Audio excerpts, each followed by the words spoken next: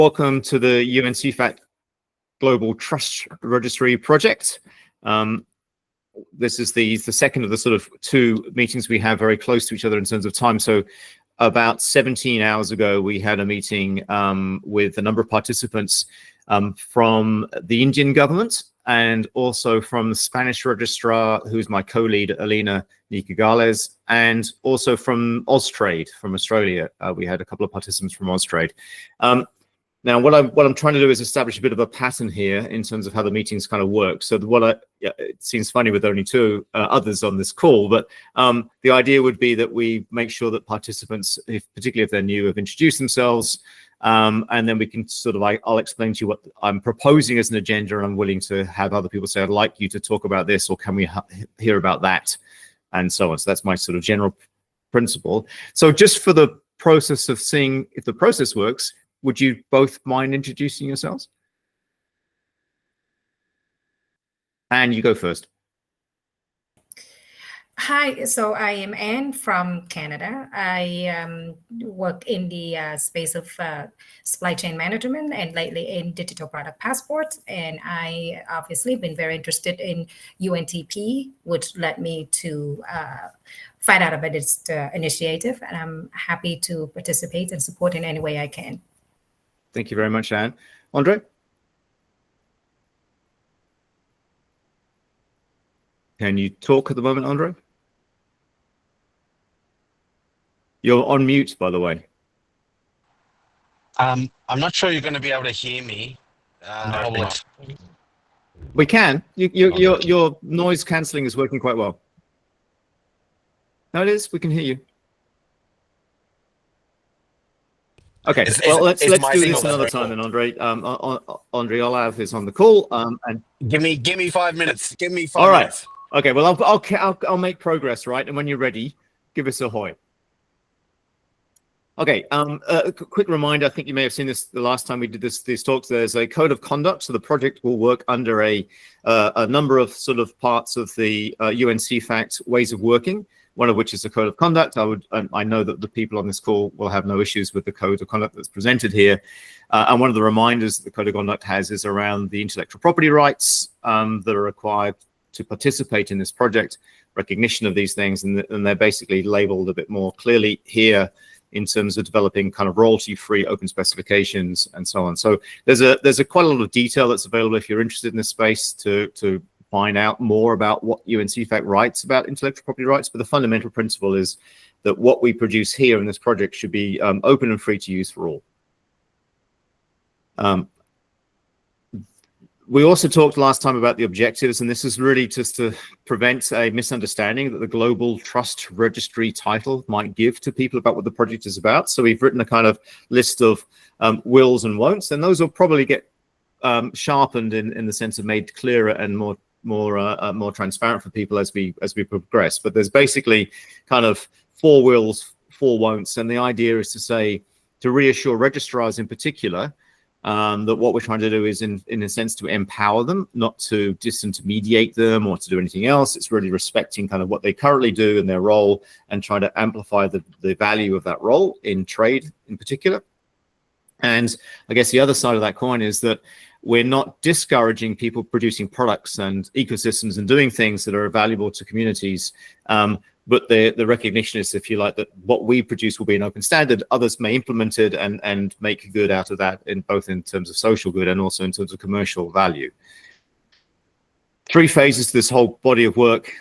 We want to understand what exists. That's the kind of respectful consideration of what people are already working on. We don't want to sort of unnecessarily reinvent wheels, in sort of blind ignorance, do something that's already been done. So we want to understand what exists. We want to define the how and what of recognition. So that's important. You'll see later about the way this sort of logical model of this project works. So I've got a sort of model I'll show you later about why it's important to sort of define how we recognize and what that recognition process means. Then we're going to be talking about sort of producing pilots and an implementation guide for those registrars that want to sort of step up, if you like, to what the specification will promote as a way of making their registrar entries accessible.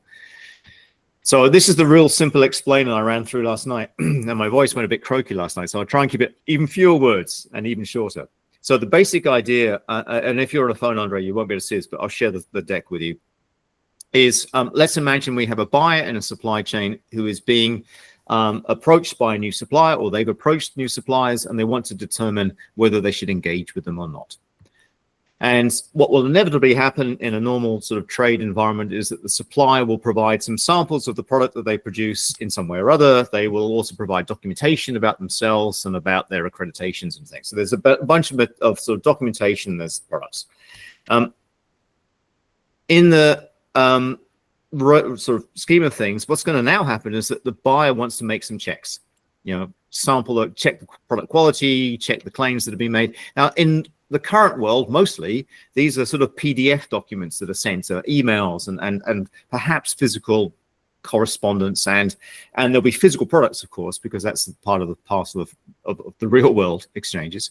But there are things to check. Now, if we're going to UNTP type specifications, we can imagine that these claims are being presented as verifiable credentials, and everybody on this call knows what those are. But the idea of being a cryptographically protected bundle of data that you can check the signature of and make sure it hasn't been tampered with and know who signed it, and that kind of construct is true whether we're talking about W3 VCs type data structures, which is what we have in UNTP, or perhaps NDocs under an ISO 18013 type model. So verifiable credentials is all I want to sort of say they are here. We'll start focusing on two: the digital product passport and the digital conformance credential.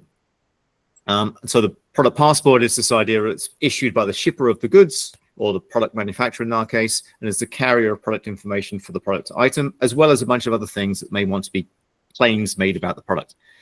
The conformity credential is this idea of somebody has assessed the facility or the manufacturing process or the company and decided they meet certain criteria, and therefore they're given a you conform with kind of credential. So that's a sort of another credential that a manufacturer or product supplier might have.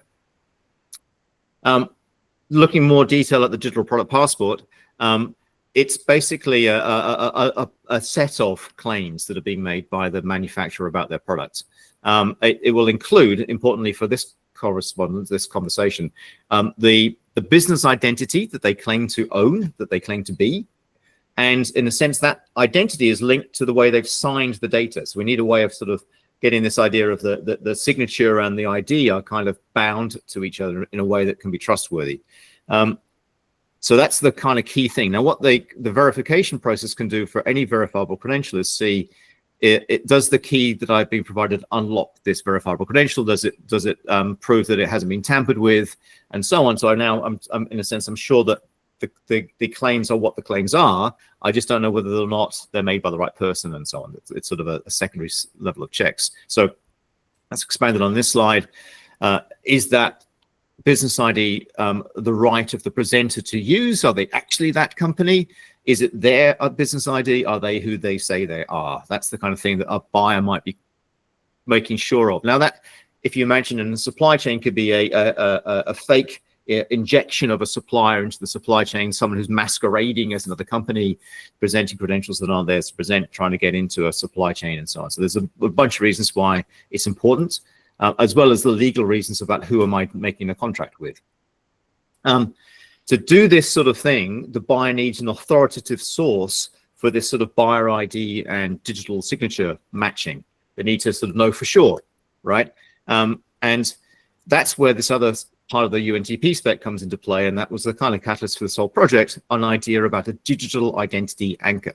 Now, it's important because last night's conversation went in this direction to re-emphasize this is not about personal identity. It's not about individuals, and it's not about even officers of companies that have been given authority to act on a company's behalf. Though those are really important considerations, and at some point, personal identity might come into play, but it's not the focus of this project right now. All we're really focusing on is business identifiers and their use in trade. So in our world, this digital identity anchor is issued by an authority and maps this business ID to one or more decentralized identifiers. So I've given a little process flow here. And again, the deck will be available for all to have a look at in more detail. So it's saying that what the normal process is that somebody applies to be registered as a business. They go through a number of checks. Those checks are whatever the registry demands, but the jurisdiction demands a company needs to meet in order to be recognized as a company or as an organization in the registry. Having gone through that process, they're given an identifier. So Suzu as a company has an ABN number registered with ASIC in Australia. Having done that, in the new world we're talking about here, the company might then provide some additional information to the registrar saying, and we're going to be using these keys to sign our stuff. So we're trying to make sure that having gone through a rigorous process of authentication and rightful sort of admission, now the trusted link, if you like, between these two parties can be used to exchange the keys that say, okay, and these are the keys we're going to be using to sign things. And that allows the issuing authority to issue this digital identity anchor that says, okay, we know as authority.gov on this slide that this business ID is associated with these DIDs. And that's the sort of origin, if you like, of that particular thing. So this enables this buyer to verify the supplier business ID and DID are recognized by the authorities. So they can use this DIA to sort of do that proof check that I described. Not only was the credential DPP itself valid, it's not been tampered with, I can decrypt it with the signature that's provided and so on. But I can actually also check that it was recognized by an authority and that's sort of recognized sort of elsewhere. This conformity credential that I mentioned at the beginning that the buyer was also looking at has a similar sort of pattern. It's issued, though, by an independent assessor, somebody who has the right, or some organization has the right to assess something about organizations. It could be about facilities for mines. It could be about land in Australia. It could be about quality control. It could be whatever, a bunch of different kinds of things that might be required from either license or quality control checks and so on. The assessor issues this conformity credential, and inside that are going to be things to do with who am I issuing this to, who's the subject of this, who am I as well, who's the assessor that's issuing this credential, and a bunch of things about the conformity assessment and so on. So that this particular conformity credential that I painted is actually just illustrative. In fact, all of these diagrams are illustrations literally because they're not meant to be normative definitions of terms, but there is a project in CEFACT looking at conformity credentials. And I have yet to look deeply in that, but that's something that we will obviously lean on rather than reinvent wheels or anything. So that's there. So we go back to our buyer's decision. They want to do these sort of checks and verify things about, is the product credential, product passport valid and not revoked? Does the ID of the business match their DID? Are they on an authority list of a trust anchor list for an authority listing this business ID to this DID, and so on. So a bunch of checks that they want to now passed. And we can sort of summarize this by saying buyers need more than just this verifiable supplier claims. So you can't just rely upon the supplier's own claims. You've got to do some checks in addition to those to sort of cross-check, if you like, that is actually true. Now, that's all kind of good, and I've drawn a summary diagram on the page about what all those are, but there's still a sort of secondary problem, which is who says an authoritative registrar is an authoritative registrar? It's possible to imagine, particularly in the world of now generative AI, you could create an artificially complex web of fake domains and URLs that imply this sort of reasoning around issuance of DPPs and registered authorities and so on. It would be very hard to untangle and know if that was actually true or not. So we then dive through in a bit of an explanation. I think you saw this maybe last time, Anne, around the idea that a registrar's sort of registered data exists in some legal framework. That's one of the first sort of ideas around an authoritative registrar. It has some sort of legal significance, because legal meaning to the data. Our primary focus for this project is always going to be on the United Nations members, the countries typically that are registered by the United Nations. Some of the members of the United Nations, of course, Australia included, Canada included, the USA included, are Commonwealth type of federations of states and provinces and so on, and those each may have their own rights to write laws. So we've got to kind of understand the nested nature of some of the jurisdictions that we refer to, where the primary unit might, from a UN point of view, might be the nation state, but that nation state may have provinces and states and so on within it. If that's the case, then it's likely that the jurisdiction may have varied ways of handling registry data. So some of them might be the province, to use that word, for a particular part of the country. Others might be federated at a national level. I'll give you an example. Australian businesses are registered in the state in which the business is based, but that registration is then reflected on a national registry. So the state has the responsibility for doing the due checks, but they publish the results to a national registry. Welcome back, Andre. Have you got a good connection now? No, unfortunately, I'm in transit at the moment, so okay. It's all a bit variable. Don't worry, mate. Don't worry, mate. We'll keep going. I hope you've been able to hear what we've been saying. I hope it's not been too bad so far. So the other thing I was drawing on this slide is that it would be naive to think that all that exists about a registry is data and law, right?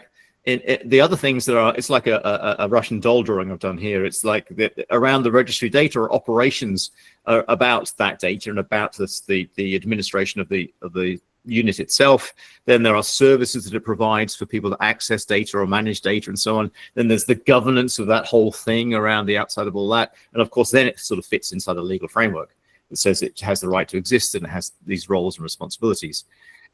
And for many jurisdictions, countries, nation states, they will have several registries of interest for supply chains. So we've got ones here about land, about organizations, about trademarks, about assets, and there may be others. So it's not, again, just the case that one single registry, one single nation state link is going to be it. We'll probably have to have several. So this is a summary of what the project's really interested in.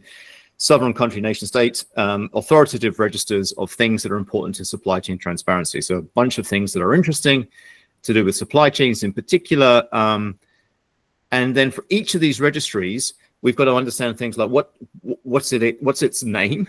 How do you call it? What's the legal basis?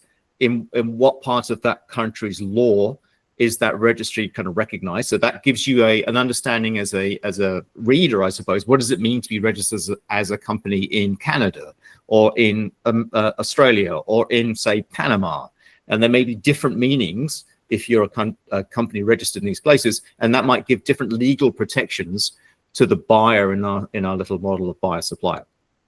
So you got to understand the legal basis, what it actually does register, what the meaning is of the identifiers and how they're structured. So how do I unpack the data? Who oversees it? What services may be provided already? And I did a bit of a research. We've all probably got access to deep research AI right now. So I asked a Gemini 2.5 Pro engine to research over 20 countries around the world and their supply chain relevant registrars and tell me what the legal basis was, who the authority was, what digital access they provide. And 30 minutes later, I get the work of a PhD student's years worth of agony. And what that basically gave me, as part of that understand what exists process, is this is a snapshot, by the way, it's a 40-page document that you'll have access to. And it's really, I emphasize, an example, not definitive, not normative, of the kind of information that I imagine being in the UN CEFACT Global Trust Registry catalog, if you like, of registrars. So what we're going to be thinking about is UN state members. For each member state, what registries do they operate that are useful for supply chains? What's the name of that registry? Under what legal basis was it founded? And it pointed to the legal framework of that country and those laws. Who is the managing governing authority? What services do they provide? What's the sort of digital access and validation process do they support? And that's the sort of intelligence gathering kind of process. I've massively ducked the challenge by asking an AI engine to do this for me. But I have an idea about how we might make this self-declarating effectively from each registrar. So my ambition will be to empower registrars to maintain their own data about what they provide. Once again, we've established the authoritative link between UN CEFACT and those registrars.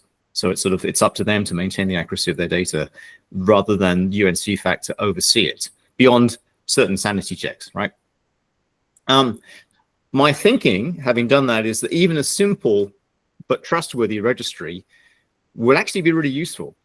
So if I'm trying to establish new suppliers and new channels to market and other things in a supply chain world, having some basis upon which I can double check the validity of claims made by people I've not worked with before and companies I've not heard of before would be a really good thing. And I think that's actually kind of beneficial. If we can do this as a project, I think that's actually getting towards something that's already beneficial. But the next thing we want to do, of course, is to make these checks and these claims kind of cryptographically verifiable, automated as best we can. So this whole thinking gave me this model, which is new from, not Stone 2 weeks ago. And it's, Andre, are you able to see things yet, or are you still on a phone only? I can see a little bit, but no, I'm basically unable to see. Sorry. Okay, no worries. I will describe this then in words and see how we go. So I've got a three-layer diagram, right? The top layer, imagine that there are sort of vertical stacks of participants that might be in a supply chain sort of trade thing. And each of these stacks is in a jurisdiction, a country. So the stacks include mining operations, processing, shipments, and so on, fabrication plants, endpoint consumer retailers and makers of products and stuff. So there are a bunch of people that might be registered, a bunch of organizations that might be registered inside a jurisdiction. There are 4 stacks of these things, and I've drawn in blue color, doesn't matter, you can't see that, a line indicating how trade might flow as an example across these particular 4 stacks. So these are the trade participants. Each of these trade participants is registered in their own authoritative register of the jurisdiction in which they reside, in which they're legally centered. And what we then have below those registrars is this sort of UN CEFACT type nice colorful circle diagram, which is about the authoritative registry list. And what we're doing in green is this idea that registration is a process that the participants in trade do with their registrar, and it's what the registrars do with the UN CEFACT registry of global trust registers. So it's a sort of, there's 2 levels of registration here. One is for participants in trade to their registrar, and the second is from the actual registrars to the UN CEFACT list. And there's a verification process that I've drawn, which might happen in trade, where the verifier will want to check the claims made by their supplier, that those claims are anchored to a registrar of trust, if you like, in the jurisdiction. And if they were to be so inclined, is that registrar listed in the UN CEFACT list of registrars? And that's the sort of process we're drawing on this diagram. And that gives us the 3 areas of focus for the project. One is, how might this data transfer, a meaning type process, the actual sort of schemas and structures of data that are part of this verification process work? What is the digital identity anchor structure? So we've got to think about that. That's one of the main things about the project. Another is the kind of governance process of how do registrars get into the global list? Are there minimal requirements? We don't want to make it too hard to get in because each country is very different in terms of what it has and what it does and where it is in its evolution. So we don't want to block people, but we need a certain level of quality to make it meaningful to include people. We want to probably recognize what they do have. So if they have extra provisions and protections and other things, it's worth cataloging those. But basically, how do we govern the operation of the UN CEFACT Trust Registry? My co-lead, Alina Nicagales from the Spanish registrar, is the one that's mostly leading that space because she's a lawyer and a registrar, so she's best placed to do that. And on the right-hand side of this diagram is this idea we're going to build some implementation pilots. And that leads us to what you've seen, I think, last week was that, these particular deliverables, we have these 3 blocks of work to do with kind of governance requirements, to do with data structures, and to do with implementation ideas. We're trying to finish all of this by the end of this calendar year, which is very ambitious, but it is what it is. And that will lead us to a plenary of July 2026 for the UN CEFACT body. It has a sort of more or less once a year major plenary in Geneva, where they kind of approve or authorize things. So our target is really that plenary, and we need to give them enough time before the plenary to make sense of what we've produced, to do appropriate reviews and socialization such that it could be approved in July 2026. Quick updates for both of you. This call is on a Google Meet platform.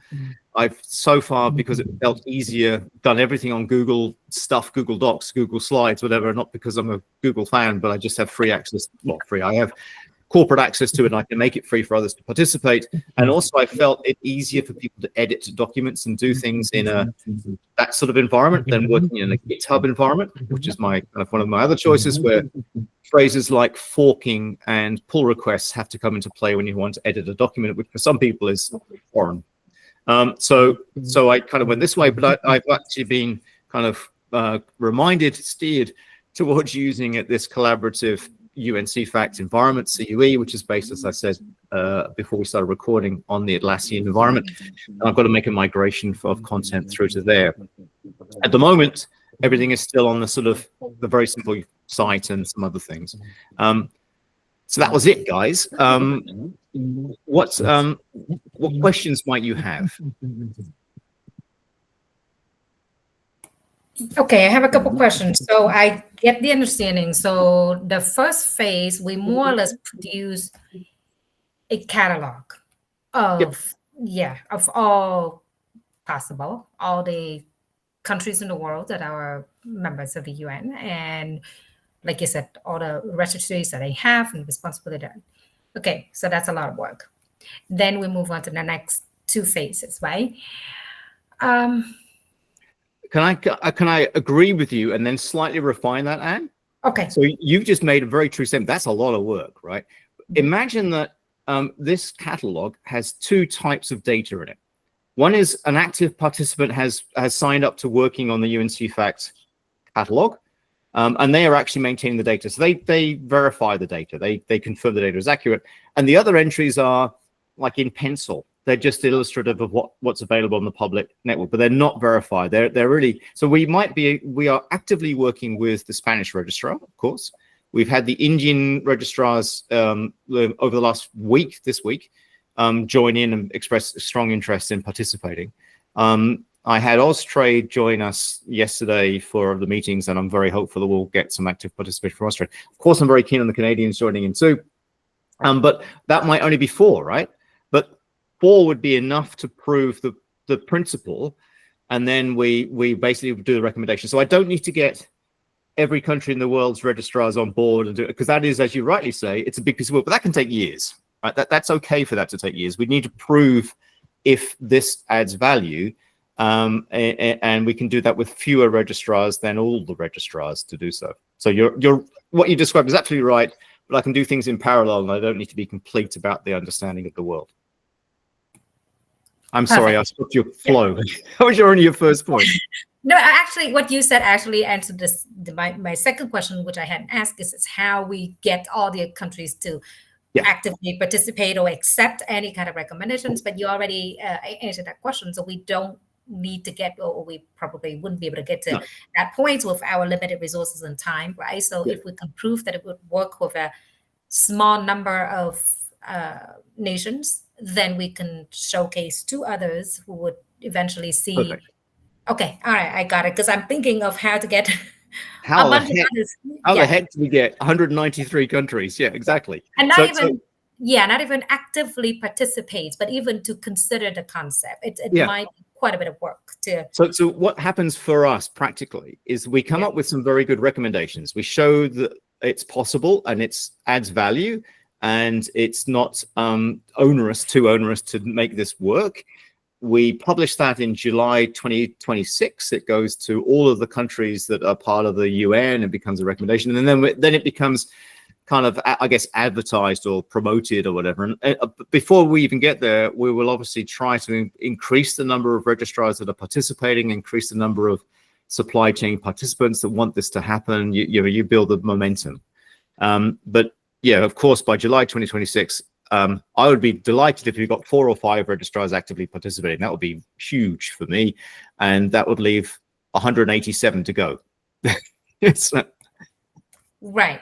That makes a lot of sense, and I think it's absolutely doable. Well, I think so. Because at least I noticed in terms of a lot of countries, there's an interesting moving in both directions. On the one hand, there's a lot of talk about breaking down barriers and increasing trades and all that. But on the other hand, there's always increasing talk of, digital sovereignty, data sovereignty, which lead to the thinking wrongly. I personally think of many places, the country think, I will not follow anyone's standards. I would just keep my own standard, because if I do, I would be giving up something, right? So I think that is not a right way of thinking about it, but also at the same time, it feels that it's so that you're right. This is a complicated space in many ways, and there are sort of competing interests sometimes. So one of the ones I thought you were going to go to, but that actually you raised a very important one. But the one that we normally have been thinking about is that this whole body of work started with an anti-greenwashing initiative under UNTP, Recommendation 49 for UN CEFACT. And that's really important, essential for those of us who care about the environment and what the Sustainable Development Goals are trying to achieve. But for some political areas right now, that's not the main message. But what is interesting is that transparency about trade is equally important to pretty well everybody in the world. Knowing where things have come from and what they're made of and how they got here is important no matter what your political persuasion is. So I think that's why I'm confident about the UNTP kind of concept. But what you raised about, in a sense, vested interests, I can remark, for example, that ASIC, the body that looks after the registry data for businesses in Australia, has a body of work on trying to kind of upgrade and do that the technologies, if you like, that support it and the management operation. Now, they could see initiatives like this as disruptive. They've already got their plans in place. They're already going down a certain path. Why should I do something different? And that's an understandable response. And sometimes you do need to defend your project against external sort of distractions. But what we're trying to do here is like an and. It's sort of saying, yes, you should do whatever you think is the right thing for your country, of course. What we're trying to do is to do and if you've done that, let's find a way of taking what you've already produced and adding a little extra thing that lets you now do international trade. And it sort of doesn't devalue what you've done or how you've done what you've done. It's a sort of an and, a bit like the UNTP itself as a protocol, not a platform, and it sort of builds on what you've already got, and it just tries to do the lightest thing. And the other interesting thing is data sovereignty that you mentioned. That I didn't get to this point in yesterday's conversation, but there's an idea that you'll be familiar with, Anne, and I think you're probably familiar with, Andre, as well. And I'll go to the slide that shows it. If we look at a normal supply chain and the UNTP model of thinking, I'm showing the EV battery one.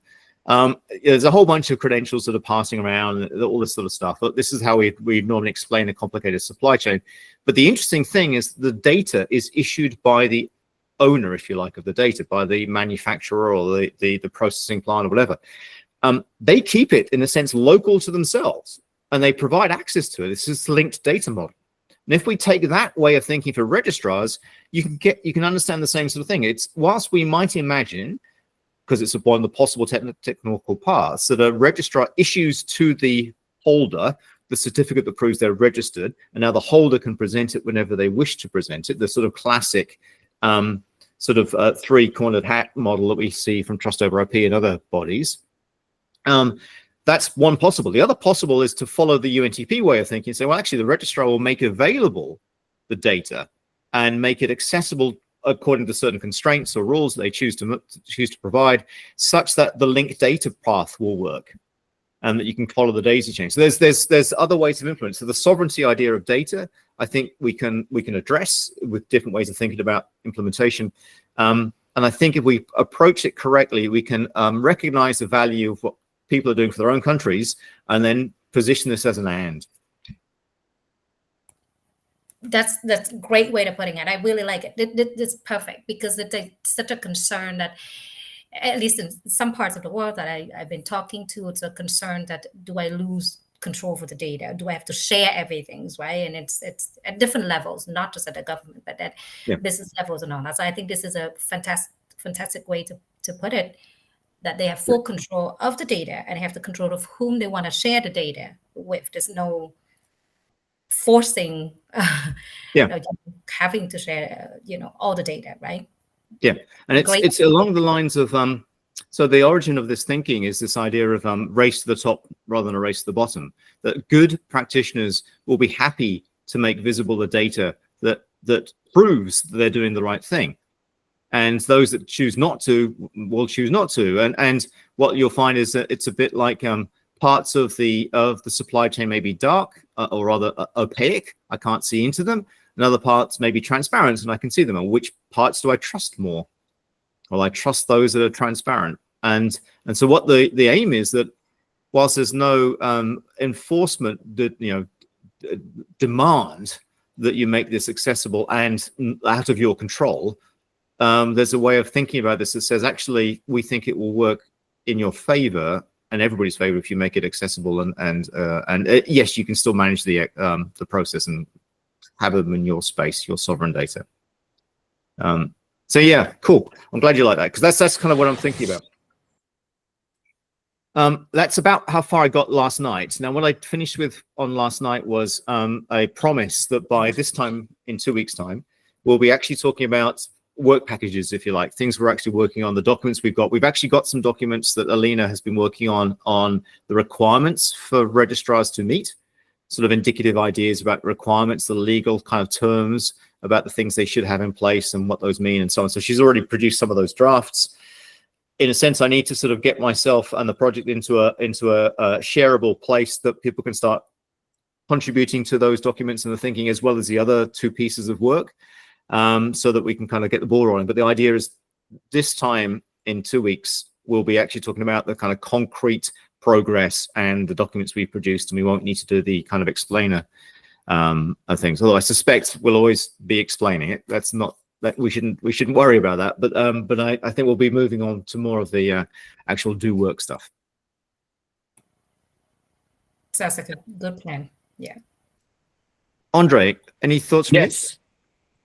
Well, firstly, I'm now in a good signal area, so I'll just quickly introduce myself. Hi, I'm Andres. I currently work at Velocity Network Foundation. So we've been working in the verifiable credentials technology space for the last 5 years, but in HR, not in supply chains. However, a lot of what we've built around looking at areas of governance, trust, and of course the core verifiable credentials piece, linked data, is almost a facsimile of what we're seeing here, though I shouldn't say facsimile. It's very similar to what we've seen here. However, there are obviously certain complexities, and it's around supply chains and this the data kind of sovereignty question that you raised earlier, and that are distinct for sure. Yeah, so, and particularly around the trust registry piece, it's something like a front and center of what we've been doing for a long time now. So very keen to see how this moves along, and if there's stuff that's we will be able to contribute. I'm very hopeful, Andres, that you'll be able to contribute, and also that if this is done right, it gives you as an organization an opportunity to kind of reconfigure what you've already got to help registrars around the world do what we want them to do. So that's why this enables commercial opportunity, or even if it's not in itself a commercial project. It should be one that we can all benefit from in a good way. Yeah. That's been great. Thank you for letting me run through the deck I did yesterday, because it gets me a better feeling about how to make use of it. I'll share, obviously, the way this recording works is as soon as we finish the meeting, which should be very shortly, it'll automatically produce notes from the meeting. It actually is doing them right now. You could even look at the notes it's already produced, and you can even edit them as it's doing it. It's quite funky.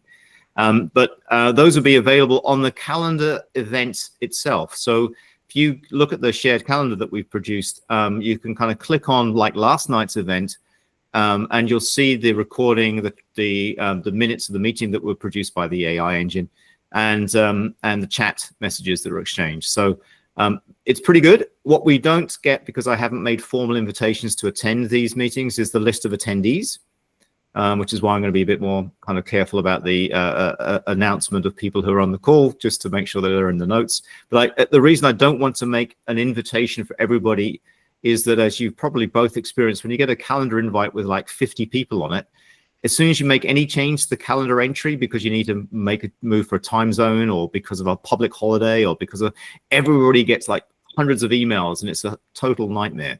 So I'm keeping it to a subscribe to the calendar, click on the event and join process. And I think I'll probably keep that even when we move to the CUE environment. That's it for me. Thank you very much, both of you. It's a pleasure to see you both. Or actually, I haven't seen you, Andres, but I presume it's you, mate. I don't need the deep fake proof. I should just have a little video that goes on in a loop to pretend I'm there. Yeah, there is actually, just for the there is actually in Teams, and I'm pretty sure there will be in Meet too, a process by which people authenticate themselves with their private key to prove that it's them that's controlling the connection. So we should expect that going forward. But anyway, enough of that. Have a great weekend, both of you. Lovely to see you, and I'll see you on the next call, and hopefully get you involved in the whole production process. Cheers. Bye-bye. Thank you very much. Bye. Bye.